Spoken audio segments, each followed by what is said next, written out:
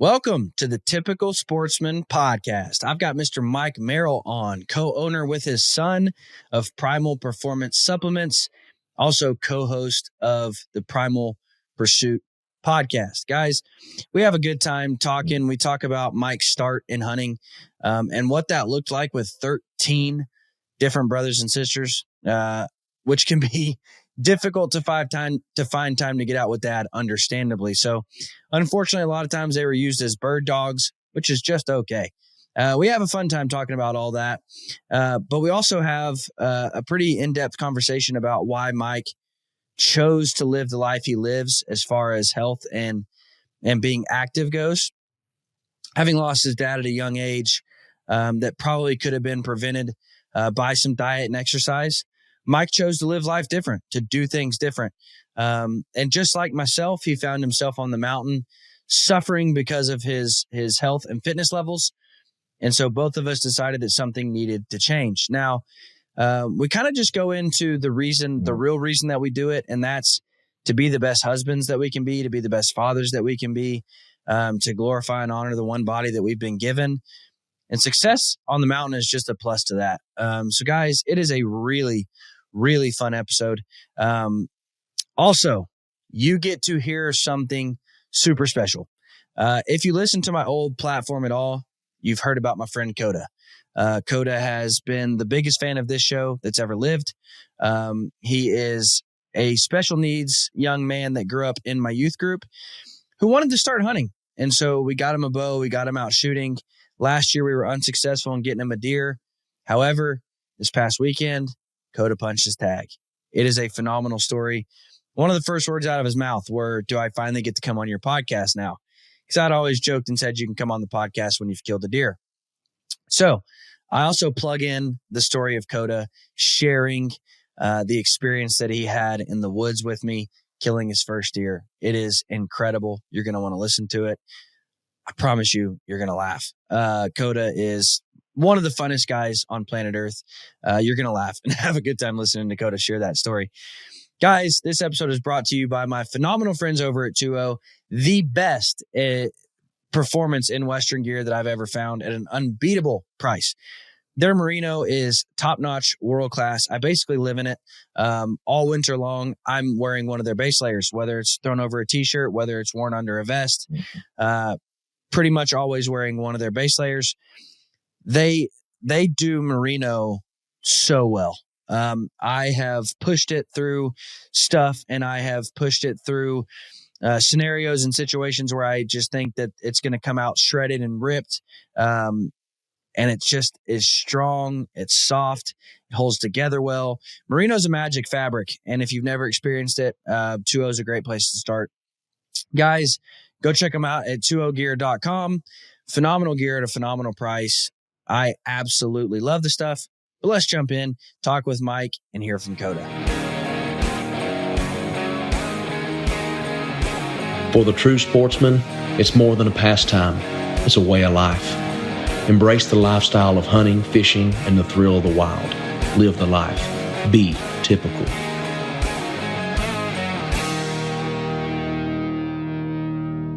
I have had a long time love for Garmin products, and for good reason. When it comes to smartwatches, when it comes to GPS wearables and handhelds, when it comes to devices to stay in touch with my friends and family when I'm off grid, there's just simply nobody that can compete with Garmin. Here's the best part. They make something for everybody in every price range.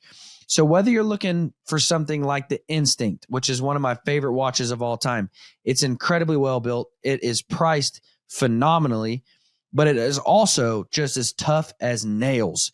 You could throw that thing through a meat grinder and it's going to come out just like the day you bought it. All of that, and it still offers me all of the GPS features that I need when I'm on the mountain, still offers me all of the cool smartwatch features that I want when I'm in the office or at the gym or tracking my sleep habits. And then you move up to something like the Tactic series, which has ballistics built into it. It's got lights built into it so that you can use it as a flashlight around camp. It has full color GPS maps. Guys, Garmin has something for you. And then you move on to something like the InReach, which is the best thing that you could ever have to stay in touch with friends and family when you're off grid. let me tell you something. Mama likes getting text message when I'm on the mountain just to tell her that I'm safe and that I love her. But it also gives her an incredible peace of mind knowing that little device in my hand, if something were to happen with the touch of a button, I can let her know where I'm at. I can also alert rescue teams to let them know where I'm at. Guys, I literally trust Garmin with my life. And then as far as the bow shop goes, they make the best chronographs that you could ever get your hands on. Guys, here's what I'm going to tell you. Whether you're looking for a new wearable to just get smart notifications when you're in the office, or a new wearable to track your sleep habits and your workouts in the gym, or whether you're looking to go off-grid with full-color GPS maps, Garmin has a wearable for you. They also have a full line of handheld GPS and devices to stay in touch with friends and family. Guys, go check out Garmin.com because I have never one time went wrong with the Garmin product. All right, Mike. So before we jump into this thing too far, man, give us an introduction to yourself, dude. Awesome. Well, I'm probably much like yourself, a passionate hunter. Love bow hunting. I'm a family man. I got 4 kids and 3 grandbabies, 1 on the way. Our youngest is in nursing school right now, so she just graduated high school last year, and so we're kind of considered empty nesters, I guess you'd say. So I'm 51, come from a big family, 13 kids in my family, so. Grew up with a lot of family around, and, having to be scrappy and fight for survival and all that good stuff that comes with, competing with siblings for attention and all the other things that we like as kids. So, just love getting after it, like working out, being healthy, just living life to the fullest every day. That's kind of how I roll. So. Well, first off, if you'd have told me that you had grandkids, I wouldn't have believed you. So that's good. Thanks. That's a compliment for sure. Man, grandkids, bro, you don't look near old enough to have grandkids. Yeah, I don't, most days I don't feel old enough to have them, but yeah, it's pretty cool. Definitely changes things when you get that next generation coming through. So, they can do no wrong. There's nothing in the world you love more than just, grabbing those grandbabies and keeping them around you and teasing them and, just spending time with them. So. They say grandkids are the rewards you get for not killing your kids. That's what I've been told. I've said that many times myself. This first phase is, it's cool, but it's not anything near as cool as when you get grandbabies. Right. So now, how long do you got to wait to start getting grandkids out hunting? So we have one that just turned 4. So yeah, I'm going to he'll be out in the field with me. I mean, I like to bring him around when I'm cutting meat up or doing things. He loves my taxidermy stuff. And so I think he'll be taking an interest here real soon. So that's cool, man. Now it's such an incredible experience taking your kids hunting. Just one of the greatest things you could ever do. And also just a teaser. I have a special thing I'm going to do this episode. If you listen to the old podcast on the old platform at all, about my friend Koda. Koda is a young man who grew up here in my hometown. He was in my youth group when I was a youth pastor. Koda has special needs, but Koda wanted to start hunting. And so we started getting Koda a bow. He started shooting really well.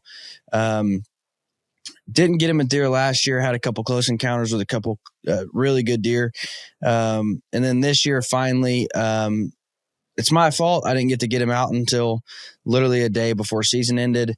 And honestly, I told him, I said, man, we can take your bow, but we need to take a rifle if you want to really kill one. And he had never shot a rifle before. But Koda punched the tag, and it was an incredible experience. First shot out of a rifle. He drops this deer at 200 yards. I don't want to run too much of the story because one of the first things Koda says is, does this mean I get to come on your podcast now? So nice. I had Koda come in, and he's going to get to share the story with you. And I promise you, you're going to want to listen to this. I don't care if you've ever hunted in your life or not. Everybody at the processor was just enthralled with Koda and his his excitement and his storytelling of what had happened. So I promise you're going to want to listen to that. So I'm going to plug that into the episode here later on. Koda could definitely talk for an entire episode, but I also didn't want you guys to have to listen for an entire episode. Sorry, Koda. So I had him come in and tell the story, and we'll plug it in here in just a little bit. But yeah, man, getting new hunters involved is just one of the most incredible experiences you could ever have. And I can't imagine that being grandkids. Like, that would just be incredible. Yeah, I agree. I mean, that's the biggest thing about hunting is, I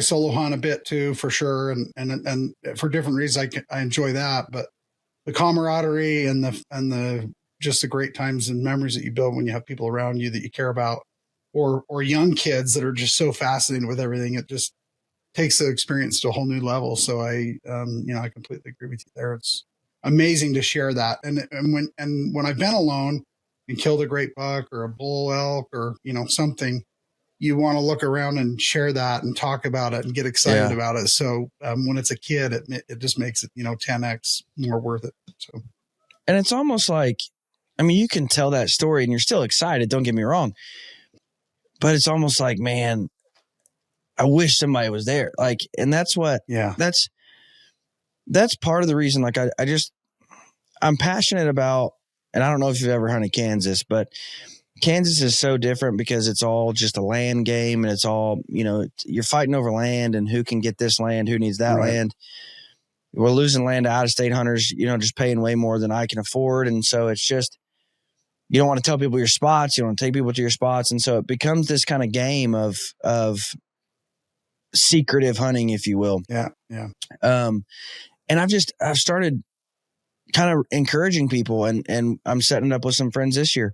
Find at least one lease that you can have with friends, multiple friends, find a lease that you can get with 2 or 3 guys. That way you can have those experiences. You can have the deer camp atmosphere. You can share the stories with one another, and they know what you're talking about. And I know it's hard. Like, I know it's difficult because I live in a place where it's a fight for land. I mean, we don't live in the West where there's, a bunch of public ground we can go out and hunt with. I actually had my boss here from Pope and Young last week, and we wanted to go shoot some pheasant and quail, and we're looking, and there's 2 public land spots, and they're, 100 acres apiece. Like, there's just not that opportunity to get out with your friends as much. And so that's why I encourage people, like, find a lease you can buy with your friends and be able to take people out on, because it really does make the experience so much different and so much better. Yeah. And like you say, when that on the positive side, sharing your victory and the excitement is the, the awesome stuff. But really, when you dig deep and you look back at all the great stories and the memories and experiences you had, often it's accompanied by a story of shared suffering, where you went through something tough, right? The rain was coming down so bad you were, swimming back to the truck, so to speak, or, when things get a little sketchy or crazy or very difficult, it's always fun to share that with somebody else too. 100%. So how'd you get your start, man? What got you into hunting? Yeah, it's funny. My dad, growing up, and he died when I was young. I was only 13, so super young, died of a heart attack at 45, just, real, just a crappy deal all the way around. But he always went to deer camp, at least, opening weekend for the rifle deer hunt. And so I grew up watching my uncles and my dad do that. So I just could not wait. I mean, I remember even when I was turning 8, my birthday's late October, and that's when our deer hunt usually opens here in Utah. And so all I wanted for my birthday was to go on the deer hunt when I was turning 8. So, and for some reason, I've just always been fascinated with it. And as I got older, my older siblings, I had one brother that I would always almost make him take me hunting. And, cause I just loved it so much. But, other than that, it was kind of just me and my own family. And then eventually a lot of my brothers now have come back around and really enjoy it as well. And so, just something primal about it, something that's just always drawn me to it. I love everything about it, what it represents. I love providing and, overcoming challenges. I'm an entrepreneur, so I'm always trying to solve issues. And man, you want to practice doing difficult things and figuring out how to solve a complex problem. Go hunting, go try and kill an animal that's has one job, and that's, survive and pass their genes on every day. So, it's just been something that's always spoken to me since I was young. So how'd that work, man? I mean, 13 siblings. Was there just like a fight over, I mean, dad can't take all 13 at the same time hunting. Right. I mean, how'd that work? He'd pile us up, and we had a big motorhome. In fact, we would take the motorhome to church because it was the only vehicle we had that would fit the whole family. I mean, there's 15 of us. So, it was just one of those things that, you just grew up knowing that I'm right in the middle. I'm 7 of 13. So it's definitely, a pile of people for sure. And that was the one challenge with it is, how do you get that attention? How do you get that time? But he'd just pile us all in together. And, I mean, a lot of times it was like, hey, I'm going to go sit up here on this hill, drop you guys off at the bottom. You work up the brush and kick the deer up to me, kind of a thing. So it was kind of using you that guys sort of a deal is, use us as the bird dogs to try and, bust something out if we weren't seeing anything. So, that's kind of the way it went. So you guys, he treated you like Joe Dirt, man. He trained you to be bird dogs. That's right. Oh, no question about it. Nothing wrong with that, bro. Yeah. Nothing wrong with that. There's a time and a place for that tactic too. No question. 100%. My kid's going to learn how to retrieve ducks. Yeah. I'm just kidding. we did. I actually, even, as I got older and got married, my father-in-law and his hunting buddies, they would bring, in fact, I had one, had in my pack, but they had like David and Goliath story. They had a sling, in their pack all the time.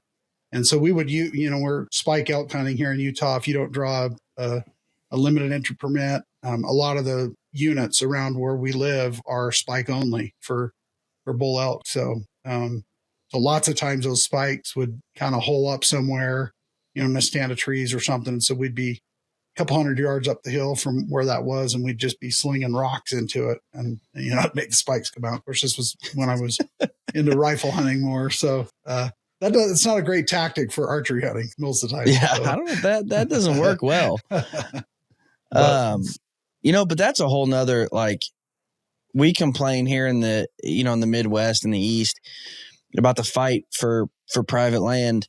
Yeah. And I think we take it for granted so much because of exactly what you just said, drawing tags. Like, we don't understand. Like, I've got friends who, they haven't got to hunt their home state in 3 years because they haven't drawn a tag. And it's like, wait, what? Like, you're waiting to hunt in your home state to get a tag. Like, that's crazy, dude. And we take for granted so much. I'd hop online and buy a tag. I drive to Walmart and buy a tag. Not only one, I could do 2, 3, 5, 6. Right. And then if I get tired of hunting Kansas, I drive to Oklahoma or Missouri, or it's just, we take that for granted so much, dude. And so I can't complain too much about the fight over private ground because I got a tag every year, Yeah. Out west here, in the last few years, it's gotten more and more competitive. So it is much, much more difficult to get your hands on a good tag. But for us, I mean, I'm used to hunting other states, hunting all around my area, Idaho, Colorado, Wyoming, Nevada, sometimes Arizona. So I do definitely, I mean, I had an antelope tag in South Dakota last year. I mean, so I like to get out and find new ventures and try new things as well. But definitely it's tough when you can't draw a tag in your own state or even purchase one over the counter for sure. Yeah.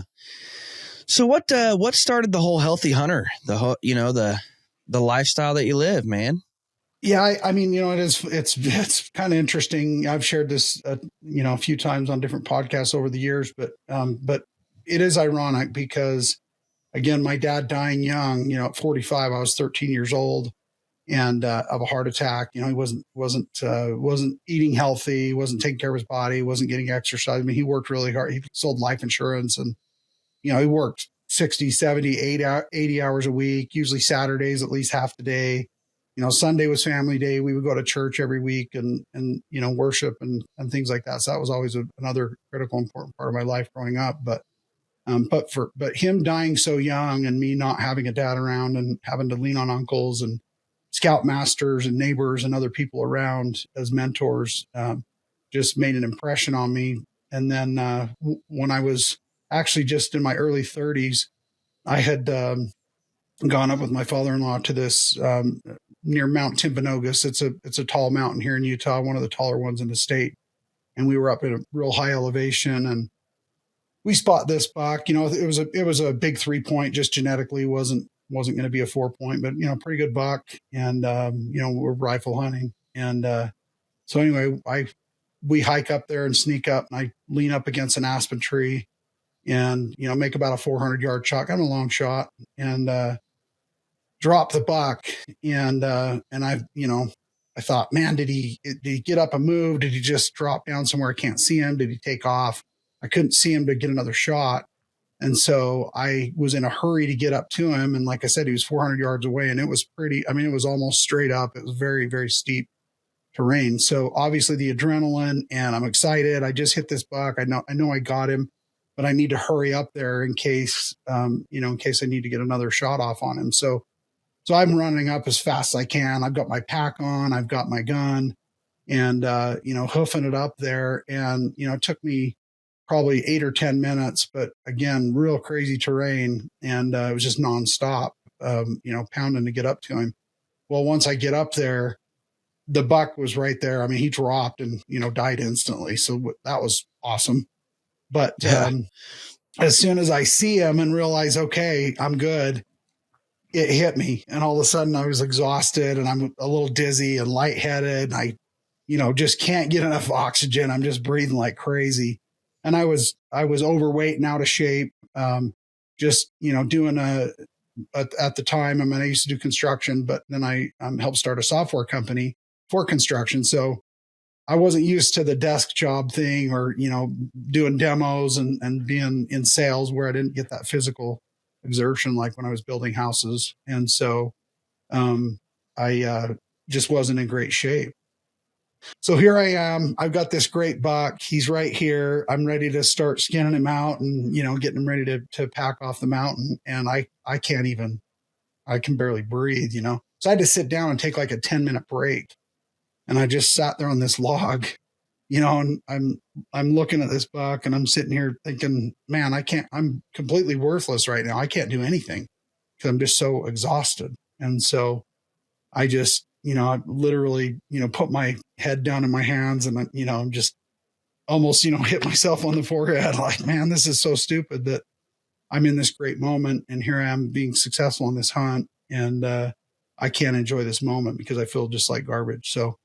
So I decided that's it. I'm going to get in shape. I'm not going to, take that unhealthy route. I'm going to live a more fulfilling life and feel better and be healthier and be fit. So when this type of thing happens, I can get after it and enjoy the moment. And so that next year, I, for the first time, really started running, and, jogging is what everybody called it back in the day.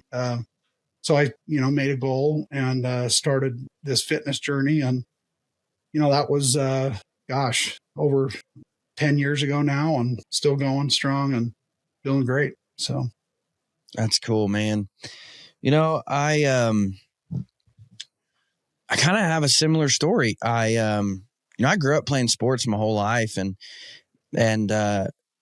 even running cross country where you're in, incredible shape. And yeah, then you fall into the whole married life, and I got married in college. So it was the freshman 15 plus the newlywed 15 turned into right. and so I just remember like looking back and I was getting ready for my first Western hunt, and I was going out to Idaho to hunt bears with the guys from SNS Archery, Exo Mountain Gear, those guys. Yeah. And I was like, man, I should probably get in shape. I should probably start working for this. Well, then I didn't even realize, like, I thought I was still at fighting weight. I thought I was still lean, mean, and fighting machine, dude. And then I start working out, and I'm like, God, I'm fat. Like, I am fat. Yeah. And then I really stop and look at my life and look at pictures and and I'm like, dude, I'm 50 pounds overweight. Like, this ain't cool. And here I am looking at smoke show wife, and I'm like, how did you let me get like this? Like, Right. why are you okay with how I look? And so I just decided, like, all right, well, we got 2 months. Let's get ready for this hunt. And, I knew, I knew how to grind in the gym. Again, I did it my whole life. And so I just started hitting it hard, man. Lost 25, 30 pounds before the hunt, and went on the hunt and still just got annihilated. And so I learned two things, like really hard to get ready for the West in Kansas, like where the biggest elevation change you have is 7 feet. Like, right. I got to go to my city dam and just go over and over and over again. Cause we don't have, it's either the stairs or go to the dam. And so I learned that it's really hard to get in shape, for the West. But I also learned there's still a lot of work to do. Like there's still, we're not done yet. And I actually ended up missing a bear, not solely because of being out of shape, but ran across this mountain and had a 200-yard shot with a rifle. And I lay prone and I'm just, it's just going up and down with the gun and missed the bear. And I just, in that moment, decided, you know what, my physical fitness will never stop me from being successful again. Sure, there's going to be times I mess up again, but it's not going to be because of the shape I'm in. Mm-hmm. And I'm not in great shape. And I tell everybody, I hear it all the time. They're like, dude, you hunt in Kansas, you don't have to be in shape. And I'm like, yeah, but it can't hurt. Like, right. I understand I'm walking 100 yards to a tree stand on flat ground, but it can't hurt. Like, right. If I can get to my tree stand 5 minutes faster, or if I can get there less sweaty, or if I can get there less out of breath, or if I can get there, it can't hurt. Like, yeah, getting it done is one thing, but how are you feeling while you're getting it done is the other. I, like you, playing football growing up, I was really into baseball. I could run all day in a basketball game in the gym. I was always really good at the sports side of things. If I was chasing a ball or had something motivational to get me moving, and I've always been a strong person physically, so I could always move weight and, bench press a bunch and do all these other things. But that cardio shape, that fitness and how you're feeling. And then outside of that, even worse is, a lot of people even that don't have an extra 30 pounds, they're still not healthy. They have high cholesterol. They have a poor diet. 100%.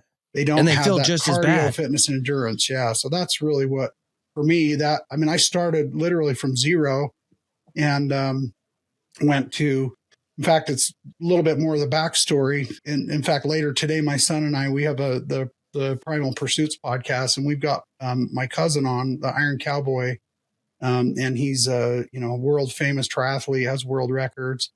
I ran 3 marathons with him a couple years ago of his 100 that he did, 100 triathlons, 100 days in a row, full Ironmans. And so we've got him on as a guest later today to talk about that. But he was part of my inspiration of that story. Him and Cam Hanes were the two that I really looked at the time. Cam was a hunter and a bow hunter, and obviously getting after it in the mountains was really what I was after. But then this Iron Cowboy told me his story and told me at the time, hey, next year I'm going to do 50 full Ironmans in 50 days. I'm going to do one in every state. And I said, man, I'm going to run that with you. I'm going to run my first marathon with you when you do that. And I'm sure everybody, said that to me, probably heard it 100 times from different people, but I actually did. I flew out to Minnesota and ran a marathon with him, not even 5 months after I started from zero. So it was just, again, that drive and passion to be limitless in the mountains, to have that endurance, to be able to chase my dreams and my passions, and to be successful with my bow in my hand was my why, as far as my, pursuit. But really the bigger goal is, be here for my family, live a long, fulfilling life, be healthy, enjoy my experience here, and live life to the fullest. I didn't want to show my kids that, being overweight or unhealthy or appearing or being lazy was okay. Cause I've never thought that, consciously for sure. And so I really needed to just put my money where my mouth was and get after it. So, now, don't get me wrong, dude. Homeboy don't run. I don't run at all. Yeah. Right. unless something's chasing me. Man, you hear it all the time. Like, well, once you start, man, it becomes like the most rewarding thing. And I'm like, no, no, it doesn't. I hate running. I've never, and you hear like, well, the hardest thing to do is start. And then when you start running, it's like the most peaceful. And I'm like, nope, no, it's not. Like, I just hate running. And again, I think it's because I grew up running cross country. And so it's like you were running 10 miles a day, Right. you would wake up at 5 a.m. to go run 10 miles. And then after school, you had another practice to run 7. And it's just like, I think I just got burned out on the whole idea of just running for no reason. Right. But that's, again, what I tell people is like, just find something to get active doing what you like. Like you don't have to do something. You don't have to just say, well, this is how you get active. Find something you enjoy doing. Right. I mean, listen, there is no better exercise in the world than jumping on the trampoline with your kids. Like, that's true. You will be out of breath in 34 seconds, even if you're a world record holder in cross country. Right. You'll be out of breath.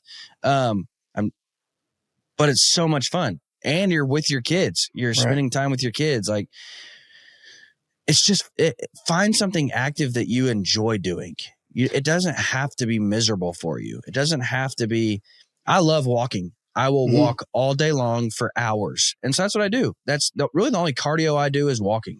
I ride bikes every once in a while, but walking or playing with my kids, playing sports with my kids, like, I don't just do hours of straight cardio. Never plan to, because it's not what I enjoy. There are guys who enjoy that, and then they look at me lifting weights and they're like, dude, you lift weights for hours? Like, that's stupid. That's what I enjoy. So that's what I do.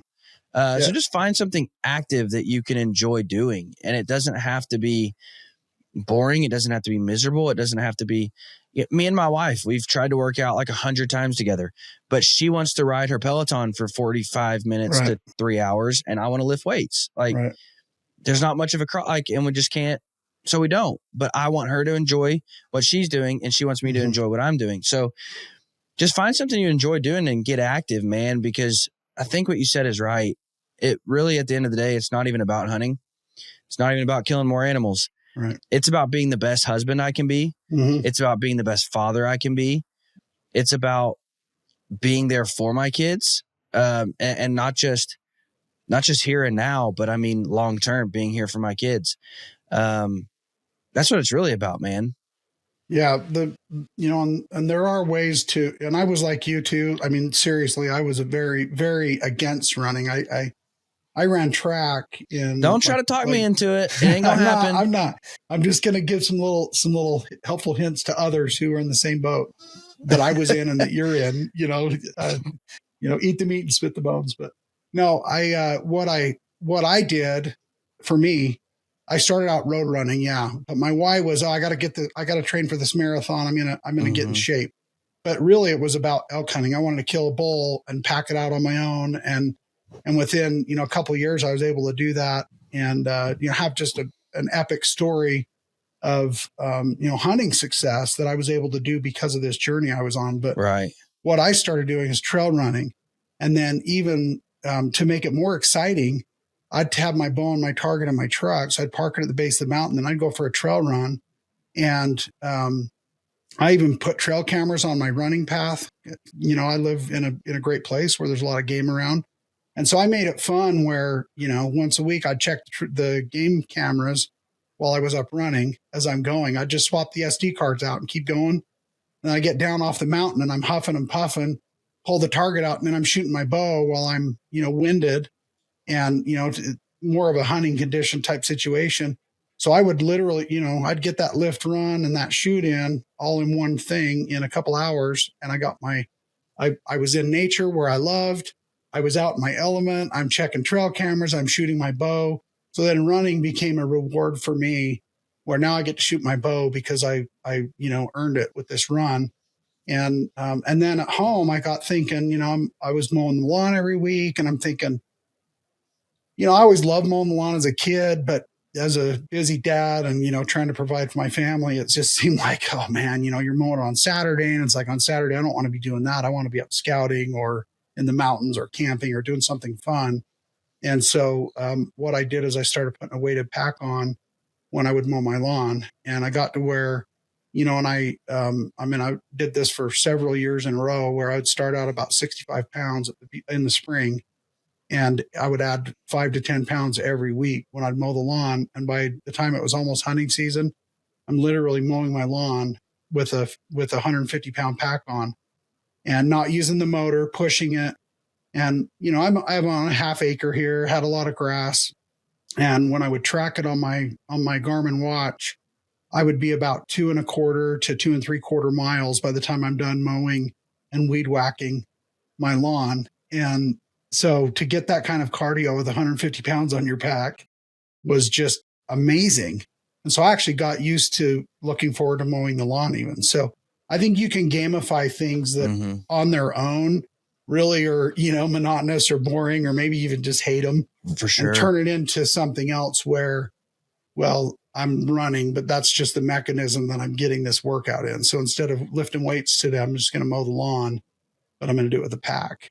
And once I started doing that and getting to where it was like hunting season, I didn't have to dust myself off. I mean, I was rearing and ready to go. And actually, even a grueling hunt where I'm making, 10, 12 mile runs a day, or, hikes with my pack on hunting, that was almost a rest from what I was doing in my regular workout. So hunting became a lot easier, and then I could look forward to it as, I'm really enjoying this immersive experience versus, gutting it out in the mountains and feeling like garbage. I really pray, and I mean this with all sincerity, I really pray that my wife never listens to my podcast. Right.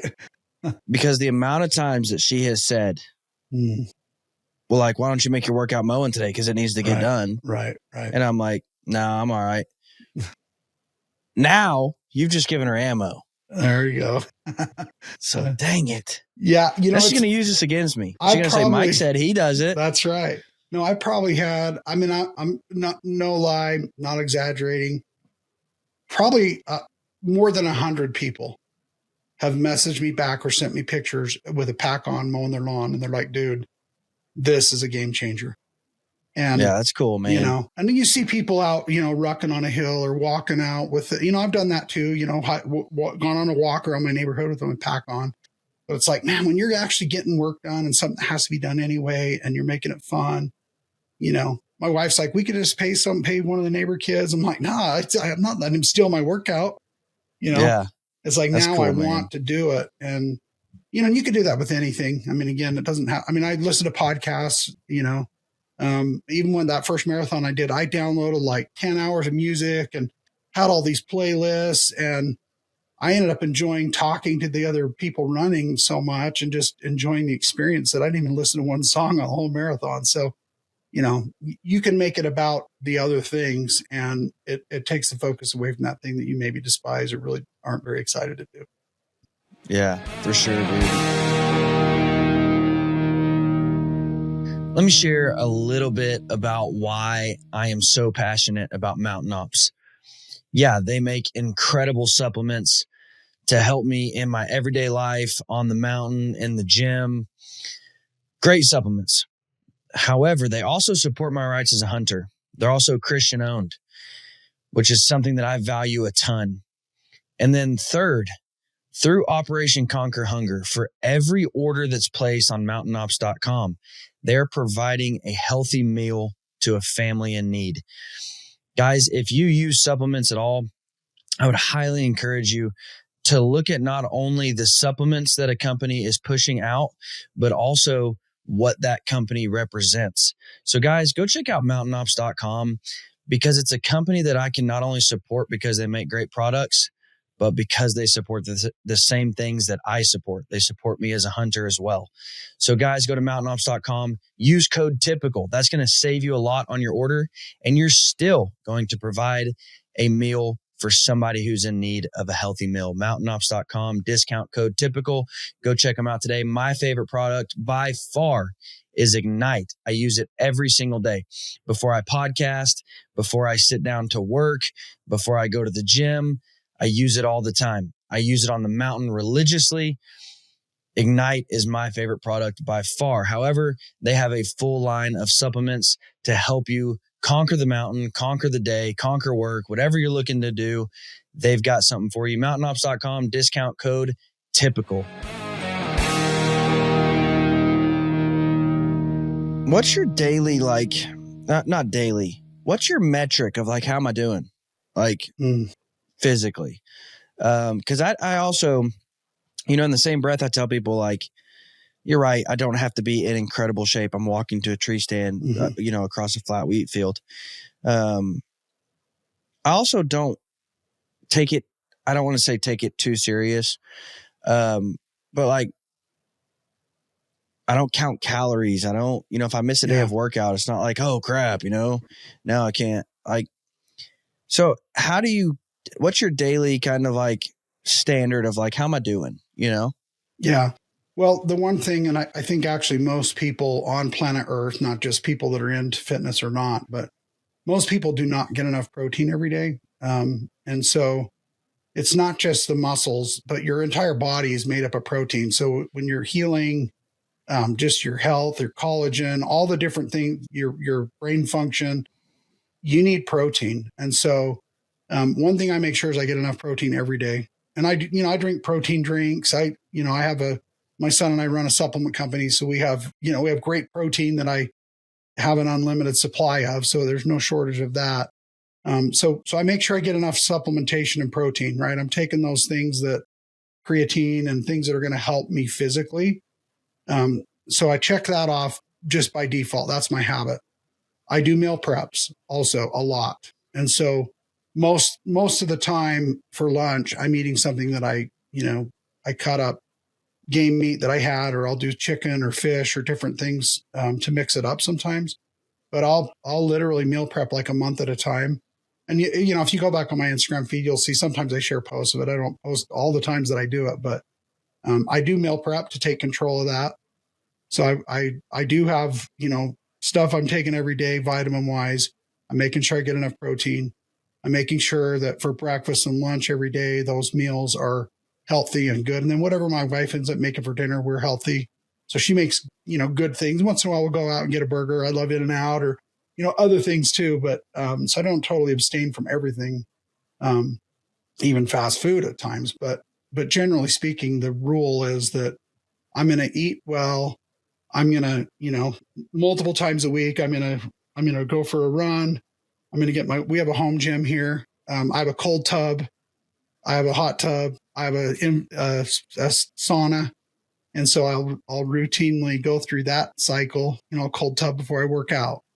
And, like you, my wife likes the Peloton. We got a stair climber. And so when she's doing one of those, I'll do my weights.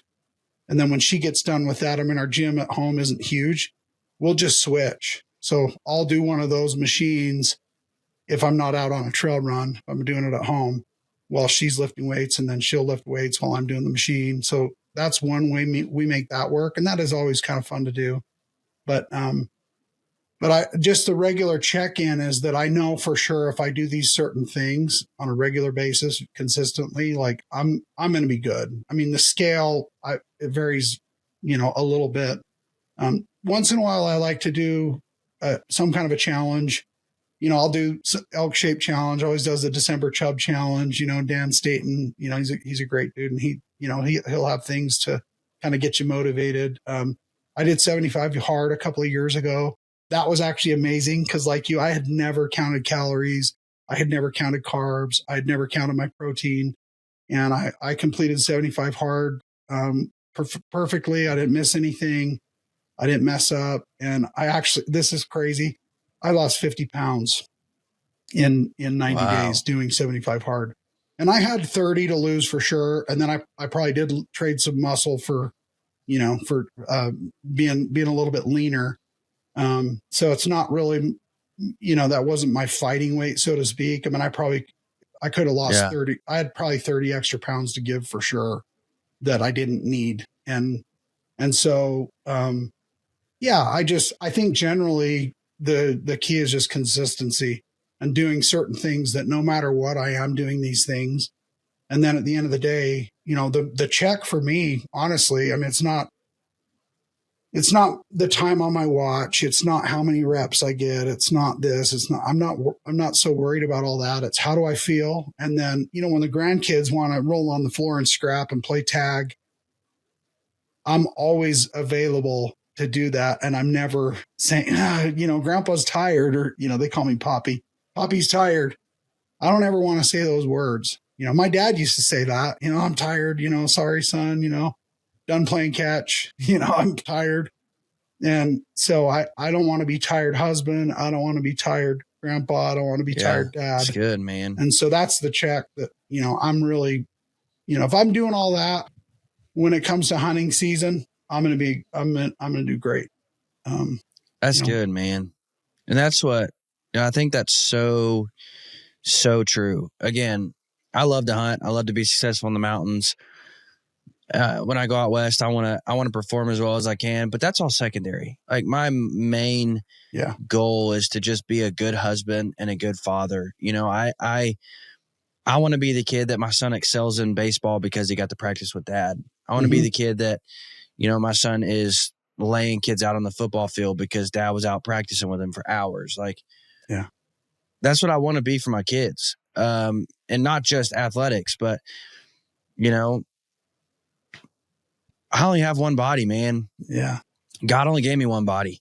First off, I need to honor it because it was a good and perfect gift. And secondly, I only get one chance with it. Like there is no go backs and redos, and I know so many guys, that would do anything to go back and change how they treated it when they were younger. And I don't want to be in that position. And I remember, I have a unique opportunity because of the position I hold at Pope and Young to get to meet some of the most legendary bow hunters of all time. And one that I really honestly just fell in love with, his name's Harv Ebers. He is a legendary bow hunter, inducted into the Archery Hall of Fame, inducted into Pope and Young Hall of Fame, one of the founding members of Pope and Young, hunted with Fred Bear multiple times. I mean, just phenomenal guy. Amazing. And so the first time I ever met him, the guy's, 85. And so 85. And so I didn't know. I just asked him, I said, so do you still get to hunt? And I was at his house. And so he points back in the woods. He said, shot a doe back there last night with my bow. Nice. Well, dang, dude, like you're still bow hunting. Like that's even more impressive that you can draw a bow back.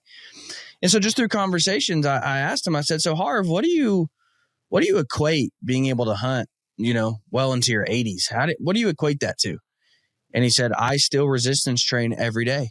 Wow. I'm not, deadlifting and benching like I used to, but if it's just moving some dumbbells around or a kettlebell, just moving some weight around, however I do it. But I still resistance train in some form every day. And I've always wanted to make some sort of program. Talked with Mountain Tough about designing it with them, but I've always wanted to make some program called Hunt Like Harv. And it's not about being the most in shape. It's not about being, shredded or getting big or lean. It's just about longevity, and it's about hunting well into your 80s. Cause I love to hunt, man. Yeah. And I'm going to be devastated if at 62, I can't pull a bow back anymore, or if I can't go out and hike the mountain anymore. Yeah. So I've always wanted to make that. And I never have. I've talked to several people about it, but I think it'd be cool. Yeah. That's amazing. I've seen you had a post with Chuck Adams. I've stalked enough of some of your history that it is fascinating, the opportunities you've had to meet some of these legends. I mean, people that, I've only read about some of these guys, right? Haven't met all of them, but, for me, I have, what do they call it? Type 2 fun, or adult onset love for archery, because I didn't grow up with a bow at all. I didn't even have the cheesy fiberglass one with, the wooden arrows growing up. So, I knew when we went to scout camp, I was always pretty good at it and I always loved it, but I didn't have anyone to mentor me or to really show me. I didn't know anybody that bow hunted, really. I mean, growing up. And so, as I got older and my passion for hunting just continued to grow and grow and grow, we had they call it dedicated hunter program here in Utah, where you can hunt all the seasons, but you have to do some service work and donate time to help wildlife. It's a real cool program. They don't only let you tag 2 bucks in 3 years also. So that was another thing. Like you're choosing to let, that buck go for 1 season out of 3 for this opportunity. And so I fell in love with that program also. And I did it for almost 20 years straight. And so that's really when I picked up a bow and said, okay, well, now I get to hunt this season also. I don't have to choose. In Utah, you had to pick, it's like rifle or bow. And, it was hard enough with a rifle, growing up and teaching myself and just trying to figure it all out. So, so I was really in my mid-20s before I ever even picked a bow up. But that passion burns so deeply in me now. It's like I can't believe it took me so long to find that. But now that I've got it, I don't ever want to let it go. And just like you're saying, I mean, it's not even about even bow hunting per se. I mean, that bow hunting is the tool and the means that's going to help me get to that, health level of mind and body and spirit, where that connectivity, where I have a connection to my food, where I get to share what I've harvested and provide for my family. And then those experiences that I have that I get to pass on and get to teach, the circle of life to my kids and my grandkids. Yeah. It's absolutely. just, all the way to my core, it feels like what I'm supposed to be doing. And so, I'm just grateful that I found it, because I know a lot of people haven't found that passion, or maybe they're still looking for it, or they've found it, but they haven't really been able to put it in a bottle and figure out what it is about it that makes it so special to them. But, I do feel that. So it's cool. That's what I love about this brotherhood and this community is, I can meet somebody at a total archery challenge in Montana or Colorado or here in Utah from wherever in the country, Boyne, Michigan, or wherever. And in 30 seconds, it's like one of my buddies that I grew up with or something, you just have that connection. So it's there's nothing else like it that I've ever found. Absolutely, man. Now I want to get into the hunt you got coming up. Yeah. But as promised, let's listen in on Koda and the story about his first deer. Cool. Can't wait. All right. I've got my buddy, my pal, Koda Rentschler. Guys, let me just say something. This might get wild. Koda is a character, to say the least. But as promised, he always wanted to come on the podcast. Oh, yeah. Now, I've banned him from listening to the podcast several times because he tells my wife what I say. He gets me in trouble. But he's always wanted to come on the podcast. And what did I tell you? You couldn't come on the podcast till I got my first deer. Till you got your first deer. Yeah, which I actually did because I got the Hey, no spoiler alerts, dude. All right, no spoiler alert. What are you doing, man? My buddy Koda Rentschler. Koda, what made you want to try and kill a deer? Well, ever since I met you at church. And how you talked about, I'm basically your hero, right? Oh, you're 100% my hero. That's what I'm talking about. Make me feel good about myself. Fist bump. Yeah. Anyways, I never originally thought about hunting. Before I met you, I never thought about hunting. It never even crossed my mind. Oh, cool, deer. And that's all I thought about it. Yeah. But when I met you, you just had this vibe because you mentioned that you had. Nice. You mentioned that you hunted the first day I was in Sold Out Youth.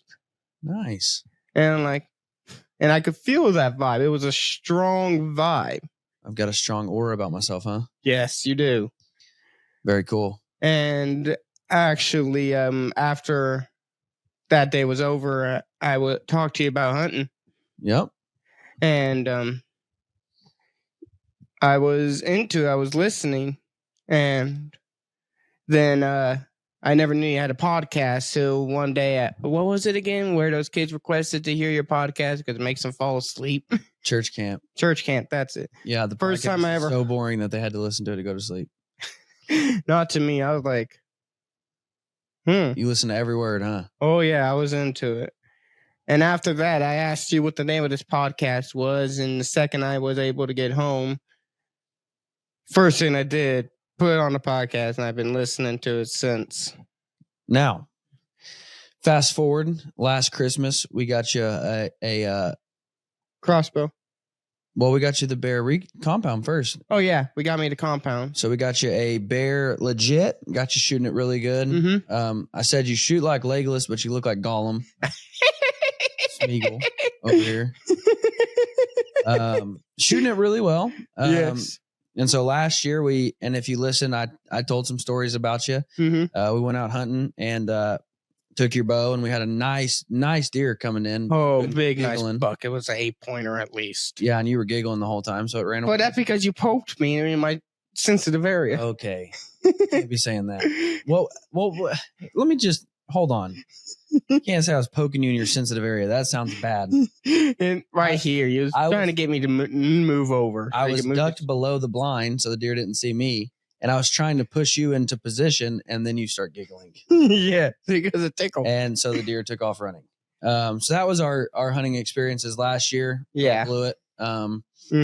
But this year, so the way that this spot is set up, it was a late season hunt into December. I knew we were going to see a whole bunch of deer because it was just frigid cold. We had a massive cold front, and I knew we were going to see a bunch of deer. But I just, I had to tell Koda, like, man, we're hunting a wheat field, a winter wheat field. And so the deer could be anywhere. We're going to hunt the field edge and just kind of see what happens. So I wouldn't bring your bow. Now, he really wanted to do it with his bow, but we didn't have a lot of time. And so we took a rifle. Now, you had never shot a rifle before, ever. No, never even held one until that day. Well, now I feel kind of like we did some dangerous stuff. So I give Koda my rifle, his lucky rifle, 7mm Magnum, and now I did share with you though on the way in. So there's a chance we see deer while we're walking in, so I need you to be ready because when we get to the top of the hill, we might see deer down in the field already. And so as we're walking, we see deer in the field, and so the deer was at 200 yards. 200 yards through trees, no less. No less. No less. And so I quickly get the shooting sticks out that I had and set them up and get you down. And I had told your dad, I said, you be ready to shoot too, just in case Koda misses. Yes. And my dad was like, okay, might as well get 2 of them in the deer just to make sure. Yep. 3, 2, bite. Yeah, he didn't even get the word 2 out and Koda shoots. Now, I got to give you some credit, dude. Yeah. I got to give credit where credit's due. Never shot a rifle before. 200 yards standing. You did have sticks, but 200 yards standing, out of breath because we were walking across this field. And you dropped that deer, man. It didn't even go 12 yards. Center punched that deer. Well, it went about 60 yards and dropped, but it was a good shot. Okay, 60 yards. Still a really good shot. Oh, yeah. Right where you needed to shoot. And so. I mean, I still get the jitters from it. Still? Yes. It's been a month and a half. Calm down. Has it been a month and a half? Almost. Yeah, just about. I think isn't it the 7th today? Yeah, but you shot him in December, the end of December. I thought it was on January 17th. It was. I'm sorry. It was in January. It was 2 days before season closed. So go back. It was even later season than what I thought. It was January. So no, it has not been. You're right. You can still be jittery. And so I just shared with you, and I know it was so hard, but I said, well, hey, we're still going to just go get in the blind. Oh, yeah. And let your dad try to kill one too. And so we sit in the blind. I just kept my eyes locked on my deer. Yeah. If I see a coyote, I'm killing it. We could see the doe from the blind. So you got to just sit there and watch her the whole time. She didn't go nowhere, did she? Nope. And no coyotes came after her because I think they sensed that if they come out, I will kill them. There was a killer in their presence. Yeah, they wasn't going to come near one on a Koda. We've seen that boy shoot. And so we get in the blind, and it wasn't 5 minutes later, more deer came out, and your dad shot first one was a button buck, and which apparently was the one he shot. Yep. But he thought he missed him. Yep, he did shoot a button buck, which it was an antlerless season, so it was completely legal. Everything was good. Yep. So we got you and your dad, your first deer. Yep. In about 20 minutes. Oh, yeah, I'm still so happy. I can't wait for the next hunt. Have you ate it yet? Huh? Have you ate it yet? Oh, yeah. I already ate about 2 full Ziploc bags of the jerky. Really? Yeah, I still have the other bag in the freezer. That's why I thought you just kind of smelled like a deer. when you came over.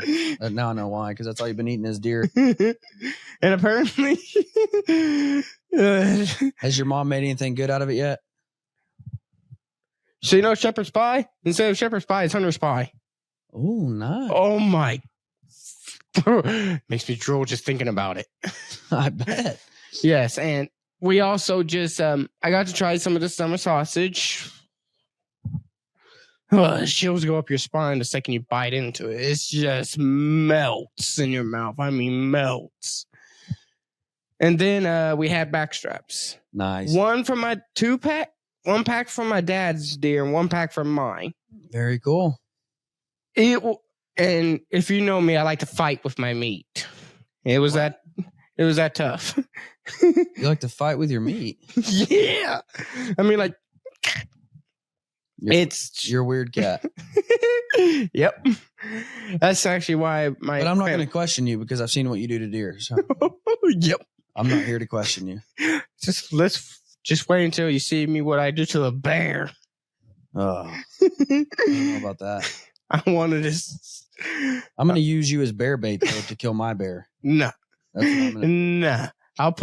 I'll put some summer sausage out there that's still left over. That bear will come by. Waylon, this is for you, bud. Koda wants to come on a bear hunt with us. I don't know if you can handle him in camp for a week, but well, this is your call out. Koda wants the bear hunt. Yeah, really. I may not be able to afford it though, so it might be some time before I'm able to. Well, just save your money. Start collecting pop cans. That's actually what we're doing in Futures. We're doing pop cans and crushing them, so maybe now I should just keep them myself and give them to the Humane Society. Well, no, that sounds bad. You can't take away from the Humane Society just to go on a bear hunt. No, I mean, I use cans that I've had, and then I give them to the Humane Society. Oh. That's what I'm saying. We can probably come up with some work. You can mow my lawn or something. You got to earn it. Here's the thing. I have horrible depth perception. Deaf perception? Yeah. That's why you yell all the time, because you can't hear well? Not that kind of deaf. Depth. I mean, depth. Yeah. Deep. I got you. I was just being mean to you. Oh. Of course. All right. Koda, man, congratulations, buddy. I'm so glad I got to be there for it. I'm so glad that I got to help you and make it happen. Yeah, but the thing was, you two weren't ready when I pulled that trigger. No one was ready when you pulled it. My dad's ears were still ringing when we got to the blind. The first thing you said when you shot it was, now I get to call Waddell. And I'm like, I'm not calling. Yeah, Waddell, if you're listening to this, you got to call him soon and have him merge calls with me. Guys, let's jump back in with Michael and finish up a good conversation over there. But as promised, Mr. Koda Rentschler, and congratulations on your first deer, buddy. Thanks. Oh, and one more thing I want to show the. Oh, no. Yeah. All right. This is the doe I shot, the skull. That is the doe you shot. Yep. Now freezer meat. All right, guys. Bye.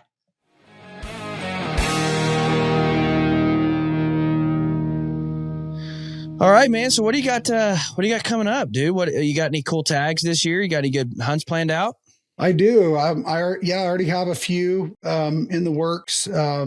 I've got here in Utah. I've got an elk permit. In a limited entry area, Manti unit, and archery hunt. Really excited about that. I actually killed a 350 bull there last year, so excited to try and find a bigger one if I can and best that. And then also I have an Arizona deer tag archery also, so rut hunt. My brother and I are going on. We bought a Aoudad Barbary sheep hunt in Texas too. I've never done that yet in Texas. So drew a New Mexico tag a few years ago for Aoudad, but this one we're really excited about. They're supposedly spot and stalking. Yeah, spot and stalk. And I'm gonna take my bow. So I'm really excited about that. Listen, man, a lot of people immediately think Texas. Oh, you're going to sit over feeders. No. That hunt is going to push you really hard. Yeah. Like that, that hunt's gonna drive you. Like those Aoudad, man. Yeah. Oh, it's a rough hunt. Let me just say that. I hunted them a few years ago in New Mexico, and we could have shot some smaller rams, or even our tag was good for whatever, but I didn't end up getting one. But we we got real close, and it was rugged terrain in those Florida mountains. Beautiful, beautiful desert country. But yeah, I'm really looking forward to that. I actually have, so I've going here in about 3 months to a bear hunt up in Canada. I did that hunt last year with John and Jen Rivet up in Alberta. And so I'm going back, and actually Mark Smith, known as Muley Slayer, he's going to come in that hunt camp with me, and really excited to go hunt together there. But, so that's another one. I love bear hunting. I killed a really nice bear here with my bow in Utah, actually just a couple months ago. So a really big, little bit over 6 feet, color phase, chocolate. And so that was super cool. So I can't wait to hunt bears again. I'll probably go hunt bears in Idaho also. Again, I've done that in the past. And I've got I think I got 8 points in Wyoming for elk. And then I'm in for a few antelope tags around. So, I mean, depending on the draws, of course, that will change what happens, but I will definitely be hunting big mule deer here in Utah. And then that big bull hunt for sure. So excited about that. Dude, I've already got a hunt in Idaho planned for bears, and I've got a couple openings in camp. So nice. Come on down, right. bro. Yeah. What month are you planning on going? First week of June. Oh, cool. Okay. All right. Nice. My wife is the furthest thing from a huntress. Like yeah. She likes to shoot her bow. She likes to go out, and sure. I shouldn't say furthest thing, because she does shoot does she'll go out and hunt every once in a while. Right. So I come home from my elk hunt, and I was like nervous to tell her. I'm like, so babe, I went ahead and booked a spring bear hunt too. And I was like, just like getting ready for the hit, and she was like, cool, I'm going too. And I'm like, wow, what? I'm like, babe, sleeping in a tent, pooping in a hole. Like, right. You sure, mama? And she's like, yeah, because you ain't leaving me here with these kids again. And I'm nice. like, okay. So sweet. I guess mom's going to experience bear camp for the first time. And I'm like, sweetheart, we're sleeping in like a canvas tent, like, right. And dirt floors, like I'm making sure she knows all this. That way she don't show up and it's like mad at me. What's going on here? What's this thing? Too. Yeah, sure. Yeah. Cause the first bear hunter I took her on, like, I honestly thought it was in the North Main woods. So I thought like more of like a lodge type feel, we got a cabin, and based off everything I knew, we had cabins, but I didn't know they were primitive cabins, Shanty. Yeah. And so we roll into there, and her eyes and she's like, I got to be here for a week. Oh. And I'm like, crap. So this time I'm like, dirt floor. Yeah. No bathroom, baby. Go for the bad news first, like, right? Yeah. Yeah, for sure. But no, it's going to be fun. I'm excited for it. And I too share an addiction for bear hunting. And I think once she climbs up in a tree and gets to just watch bears for a while, it'll be a blast for all of us. So you guys really do it over bait, or do you do spot and stock, or is it how do you go about that? The Idaho thing's over bait. Yeah. Cool. Yeah. If schedules work out, my boss lives in Montana. So nice. I like to do the spot and stock spring bear with him. So if schedules work out, we'll stop there, or we'll go there first, do some spot and stock hunting, and kind of get her in the mood for like, man, hunting sucks. We've seen one bear and walked 47 miles, and then we go sit over bait, and she gets to see, 100 bears. So, right. Yeah, I love spot and stock bear hunting. And I tell people, if you don't like bear hunting, it's probably because you've only done the bait thing, which is fun. I mean, don't get me wrong. I love that too. It is fun. I love watching bears interact with one another. I love, watching the dominant bears push the younger bears off. Like that is fun to do. Don't get me wrong. Mm-hmm.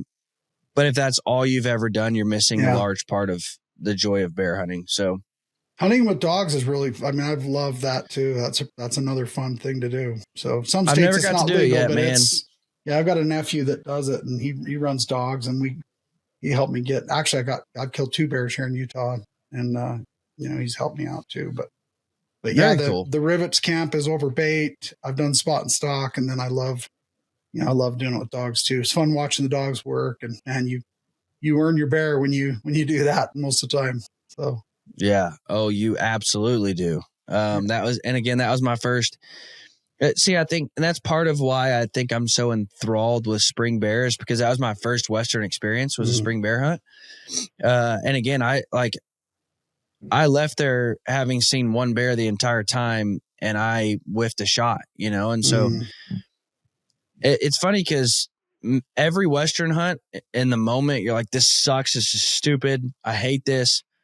This is garbage. And then as soon as you get on the road, it's like, man, when can we go back? Like, yeah. Oh yeah. We just got our head stomped in, and we walked 476 miles to see, 3 squirrels. That was so stupid. Right. But then it's like, when can we go back, man? That was phenomenal, Yeah, I love it. Every year, even right after I get a bear, I'm like, oh man, I can't wait to get back and do this again. It's just bear hunting school. No question about it. Oh, it is, man. And, I think my main reason that I like bear hunting is because it was my first experience out west. But I also think one of the biggest reasons I like bear hunting is just how old and mature they get, and I've talked about that quite a bit. You kill a big mature deer here in Kansas, it might be 6.5, 7.5 years old. You kill a big mature bear, it might be 20 years old. Like, that's insane to think. This bear has lived longer. This bear was born before my children were born. Like, that's crazy to think for me. You can't say that because you're old, even though you don't look like it. Right. That's crazy for me to think. Like, this bear has seen everything. It's been through fires. It's been through avalanches. Yeah. It's been through gunshot, people chasing it with guns. It's been through, fought other bears. Just so crazy. Yeah. A lot of other bears. I mean, this, it's just, and then to think, and I'm the one that killed it. Like, I'm the one that tricked it. It's just, I think that's part of the main reason I like it. But, and some amazing table fare too. I love eating bear. It's, man, pretty awesome. Yeah. I'll say this too. If you say bear meat's not good, you're probably just a bad cook. Yeah. Like, you probably just suck at cooking. Yeah. And then you cut your own up, and then you don't have to blame the butcher either. So yeah, you cook it, you smoke it on the Traeger, and you butcher it yourself. Yeah, there's a hard. Let me give you a little. Do you ever come to the Midwest? A little bit. Have a little bit. Yeah, we'll. You ever had Casey's? Casey's Pizza. I've not had Casey's Pizza. I thought you were going to say barbecue, but not pizza. No, Casey's is a gas station, and they got pizza. All right. It's kind of like a Midwest thing. I mean, everybody loves it, but sure, they have a breakfast pizza. And one time, one of my buddies was like, "Dude, we can recreate this with bear, and it would be phenomenal." Wow. And now that's one of my go-tos. It's got like a gravy for the sauce, cheese, scrambled eggs, and then bear meat sausage, and it is stupid good. Like. Oh, it's crazy good, man. So give it a shot. It's phenomenal. But yeah, man, I'm excited for you, dude. I'm excited most about the Texas thing. You're gonna have a blast doing that. That really is. Texas is like hunting in a different country. It really is. It's like an experience you can't get anywhere else. I don't know how else to say it. Yeah, it's funny because I mean, I've never hunted down there yet. I mean, I've hunted all over the place, but haven't done that. So I'm super excited to get out there and learn about what this whole thing is out there. So I know they got some cool stuff. Yeah, it's different, man. It's different. I mean, it really is like you're going to a different country and you step foot into a different world, and it's a blast. It's fun. It's challenging. Everybody just immediately hears Texas and thinks you're sitting over a feeder in a high fence. Right. And, sometimes you are, but there's a lot of opportunities where you ain't either. Right. And, I remember one time I was down there chasing javelina, and somebody commented and said, "You're in a high fence, bro." And I'm like, "Yeah, you're right, dude. I am. This 150,000 acre high fence is really giving us the benefit here. Like, this is not, there's deer in here that haven't been within 4 miles of a fence before, much less you've been trapped in here. Like, and so it's just, Texas is different, man. It's so fun. I love hunting Texas. Used to go every year. Used to go twice a year, and now it's just kind of slowed down. But yeah, man, I'm stoked for you. Yeah, I'll have to hit you back and send you some pics. So. Absolutely, dude. Guys, I am all about prioritizing your feet. If you take care of your feet, on the mountains or in the tree stand, you will just undoubtedly last longer. I remember the first time I ever went out west wearing a cheap pair of boots and cotton socks. Hot spots and blisters absolutely just took over that hunt. And here's what I learned. The more comfortable your feet are, the further you'll go, the faster you'll get there, the longer you'll stay on the mountain, and you'll just hunt better because your mind is on the hunt, not on your feet. That's when I come upon Schnee's. Schnee's makes the best mountain boots, in my opinion. I'm going to go ahead and tell you my favorite pair. My favorite pair is the Timberlines. I have ran the mountain in those on several different occasions, several different climates, several different, terrain types. And those boots just seem to always perform. They're light, they're fast, they're comfortable. There's no break in. They're Italian made. They're high quality, phenomenal boots.